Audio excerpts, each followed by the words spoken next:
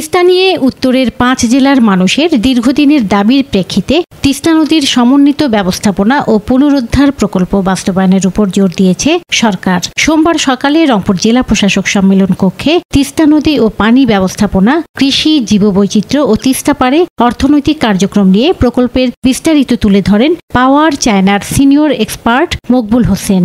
এই প্রকল্পটা যদি আমরা করতে পারি, ঘর বাড়ি, ফসলাদি, যানবাহন রক্ষা পাবে। এই টাকার পরিমাণ 1346.00 মিলিয়ন ইউএস ডলার। তিস্তা পানির ন্যায্য হিস্সা আদায়, পানি সংরক্ষণ, পলি ব্যবস্থাপনা, উত্তরের ৫ জেলার কৃষি রক্ষা, শিল্প কারখানা স্থাপন সহ তিস্তা নিয়ে টেকসই প্রকল্প বাস্তবায়নের পরামর্শ দেন নদী আন্দোলনকারী, সুশীল সমাজের প্রতিনিধি, রাজনৈতিক নেতৃবৃন্দ সহ অংশীজনরা। এটা নিশ্চিত করতে হবে যেন এই প্রকল্প শাখা নদী এবং উপনদীগুলোকে ধ্বংস করে না ফেলে। আমরা মনে করি যে আমরা যদি শুষ্ক মৌসুমে পানির ন্যায্যতাটুকু পাই, তাহলে মনে হয় যে আমরা এই প্রকল্পে লাভবান হতে পারবো। কিন্তু আমরা চাই সঠিকভাবে ভুল ভ্রান্তি কিনা হয়, আমাদের বুঝিয়ে দেওয়া হয়।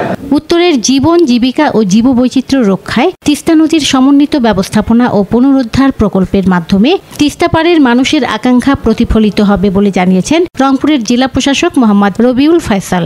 তিস্তাকে আগের রূপে ফিরে নিয়ে আসার জন্য আমাদের যে তিস্তার পাড়ের মানুষ, সর্বোপরি রংপুর, বৃহত্তর রংপুরে যে 5টি জেলা সহ এটার উপকারের জন্য কি হতে পারে, প্ল্যান কি পরিকল্পনা হতে পারে, সেটার জন্য কিন্তু আজকে এই বসা। সবার মতামত নিয়ে সেটা করা হবে ইনশাআল্লাহ। তিস্তায় বিচ্ছিন্ন কোনো প্রকল্প বাস্তবায়ন না করে তিস্তা নিয়ে মহাপরিকল্পনা হিসেবে তিস্তা নদীর সমন্বিত ব্যবস্থাপনা ও পুনরুদ্ধার প্রকল্প বাস্তবায়নের তাগিদ দিয়েছেন সচেতনরা। মেরিনা লাভলি, বাংলাদেশ বেতার, রংপুর।